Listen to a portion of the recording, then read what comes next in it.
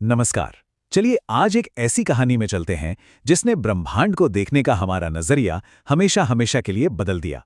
ये कहानी है एक ऐसे खगोल शास्त्री की जिसने 2000 साल पुरानी एक सोच को चुनौती दी और हमें ग्रहों की चाल का एक बिल्कुल नया सच बताया। तो सवाल बिल्कुल सीधा है। सोचिए, हजारों सालों से अरस्तु से लेकर टॉलेमी तक हर कोई यही मानता आया कि आसमान में, स्वर्ग में सब कुछ एकदम परफेक्ट है। और ज्योमेट्री में सबसे परफेक्ट शेप क्या होता है? एक गोला, एक वृत्त। तो बस ये मान लिया गया कि सारे ग्रह सूरज के चारों ओर एकदम परफेक्ट गोल चक्कर लगाते हैं। लेकिन क्या वाकई ऐसा था? कुछ ऐसा दिखता था टॉलमी का ब्रह्मांड।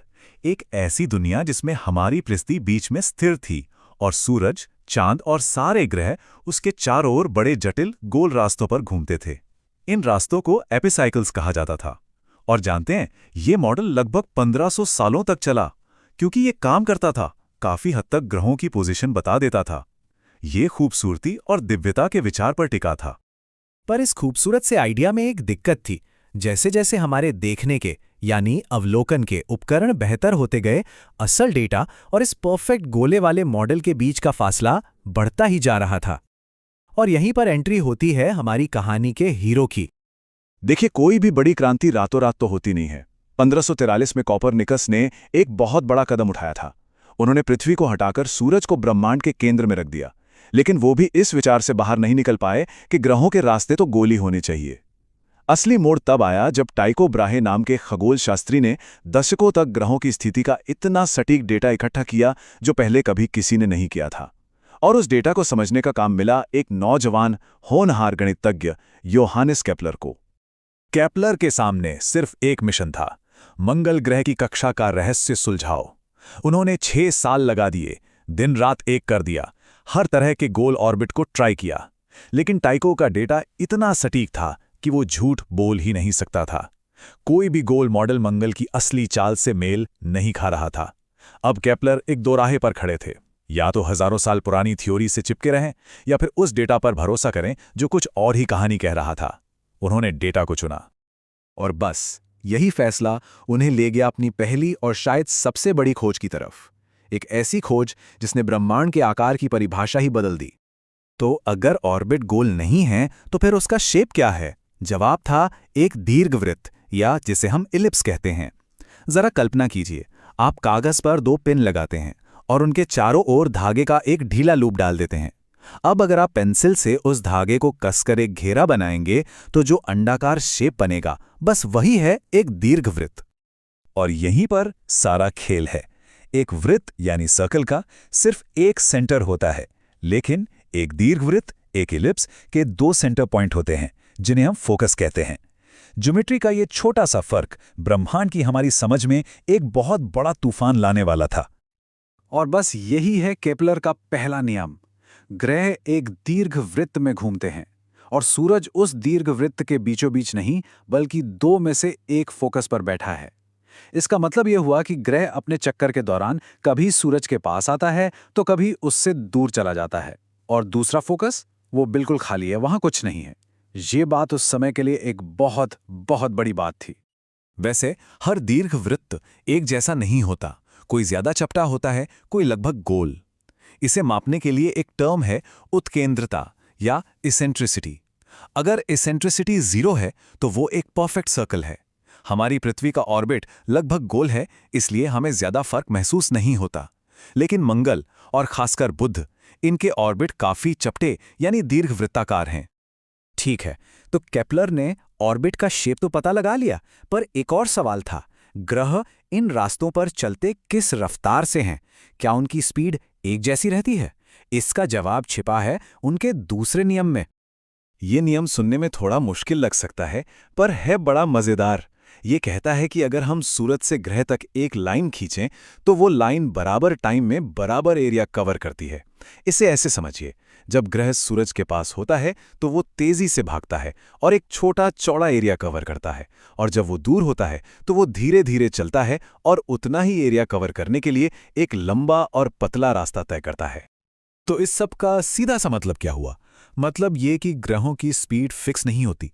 जब कोई ग्रह सूरज के सबसे करीब होता है, जिसे पेरिहीलियन कहते हैं, तो वो अपनी सबसे तेज रफ्तार पर होता है, और जब वो सबसे दूर होता है यानी एपहीलियन पर, तो वो सबसे धीरे चलता है। और ये सब होता है सूरज के गुरुत्वाकर्षण खिंचाव की वजह से, जो पास में मजबूत और दूर जाने पर कमजोर हो जाता है।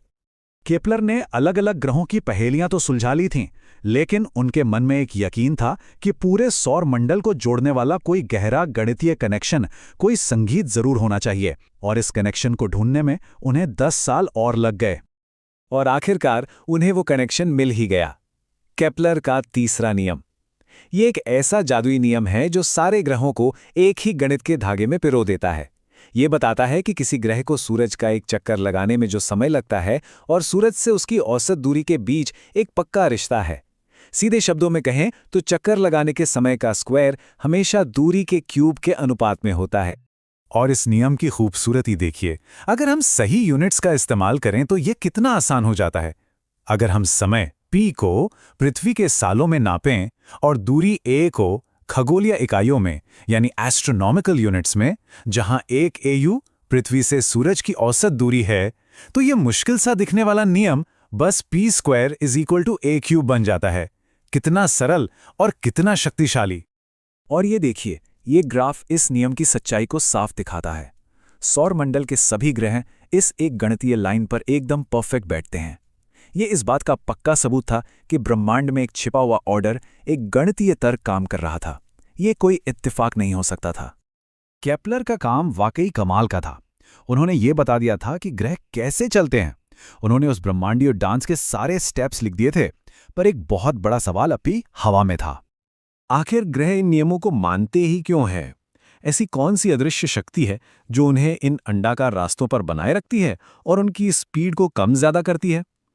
केपलर ने खुद अंदाजा लगाया था कि शायद सूरज से कोई चुंबकीय शक्ति निकलती है, पर उन्हें पक्का नहीं पता था। इस क्यों का जवाब देने के लिए विज्ञान को एक और महानायक की जरूरत थी। और यहीं पर एंट्री होती है आइजैक न्यूटन की। इसे ऐसे समझिए, केपलर ने सालों के डेटा को देखकर बताया कि ग्रह कैसे चलते हैं, और फिर न्यूटन ने आकर समझाया कि वो क्यों ऐसा करते हैं। न्यूटन ने दिखाया कि गुरुत्वाकर्षण यानी ग्रेविटी एक यूनिवर्सल फोर्स है। वही ताकत जो सेब को जमीन पर गिराती है, वही ताकत ग्रहों को सूरज के चारों ओर उनकी कक्षाओं में बनाए रखती है। न्यूटन के गुरुत्वाकर्षण के नियम से केपलर के तीनों नियमों को मैथमेटिकली प्रूफ किया जा सकता था। लेकिन देखिए, विज्ञान की कहानी कभी खत्म नहीं होती। न्यूटन की थियरी लगभग हर चीज समझा सकती थी, सिवाय एक छोटी सी चीज के, बुध ग्रह की कक्षा में एक मामूली सी गड़बड़ी। और उस छोटी सी पहेली को सुलझाने के लिए हमें 1915 तक इंतजार करना पड़ा, जब एल्बर्ट आइंस्टाइन ने अपनी जनरल रिलेटिविटी की थियरी से गुरुत्वाकर्षण की हमारी समझ को और भी गहरा कर दिया। आखिर में ये याद रखना जरूरी है कि केपलर के लिए ये सिर्फ गणित नहीं था। वो एक ऐसे इंसान थे जिन्हें यकीन था कि ब्रह्मांड में एक दिव्य व्यवस्था है। उनके लिए इन नियमों को खोजना प्रकृति के सबसे गहरे राजों को समझना और बनाने वाले के दिमाग को पढ़ने जैसा था। तो केपलर की कहानी हमें यही सिखाती है कि विज्ञान पुरानी धारणाओं को चुनौती देने का नाम है और डेटा का ईमानदारी से पीछा करने का नाम है, चाहे वो हमें किसी भी अनजान रास्ते पर ले जाए। और ये हमें एक सवाल के साथ छोड़ जाती है, आज के वो कौन से सच हैं जिन्हें हम पत्थर की लकीर मानते हैं, जो बस एक नए डेटा और एक हिम्मत वाले विचारक का इंतजार कर रहे हैं।